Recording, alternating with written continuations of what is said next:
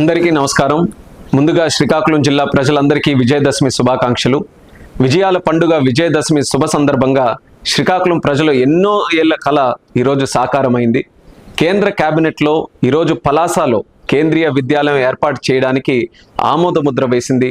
నేను ఎంపీగా ఉన్నప్పటి నుంచి మన పలాస ప్రాంతంలో కేంద్రీయ విద్యాలయం ఏర్పాటు చేయడం కోసం ఎంతో కృషి చేశాను.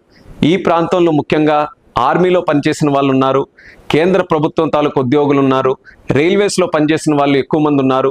నేడు వాళ్ళందరికీ కూడా ఉపయోగపడేలా పలాసలో కేంద్రీయ విద్యాలయం ఏర్పాటు చేయడం అనేది నాకు ఎంతో ఆనందంగా ఉందని మీకు తెలియజేసుకుంటున్నాను.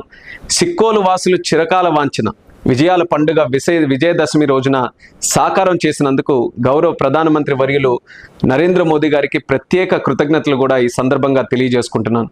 విద్యా వ్యవస్థలో విప్లవాత్మక మార్పులు తీసుకొని వచ్చేలా 5,836 కోట్ల రూపాయలు నిధులతో దేశంలో 57 కేంద్రీయ విద్యాలయాలు నేడు ఎన్డీఏ సర్కార్ ఏర్పాటు చేయడానికి నిర్ణయం తీసుకుంది. డబుల్ ఇంజిన్ సర్కార్ ఆధ్వర్యంలో నేడు ఆంధ్రప్రదేశ్లో మన పలాసతో పాటు గుంటూరు, చిత్తూరు, కుప్పం ప్రాంతంలో కూడా మొత్తం 4 కేంద్రీయ విద్యాలయాలు కేంద్ర ప్రభుత్వం ఆమోదం పలికింది.